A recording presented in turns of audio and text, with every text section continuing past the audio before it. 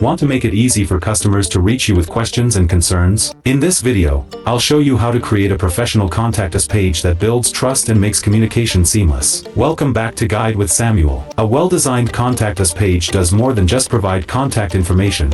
It shows customers you're accessible and committed to their satisfaction. Let's build one that encourages communication. First, go to your Shopify admin and navigate to Online Store Pages. Click Add Page and title it Contact Us or Get in Touch. Choose a clear, welcoming title that matches your brand's tone. Add the contact form by including the special liquid code, page.content, in the page template. Most themes automatically include a contact form when you use the default page template, but you can customize it further in the theme editor. Include multiple contact methods beyond just the form. Add your email address, phone number, business hours, and physical address if you have a storefront. Consider adding a map embed if customers might visit in person. Organize your contact information in clear sections. You might separate customer service, wholesale inquiries, and press contacts if you have different teams handling these areas. Use icons or dividers to make the page visually appealing. A crucial pro tip: set up automated responses for contact form submissions so customers know their message was received. Also,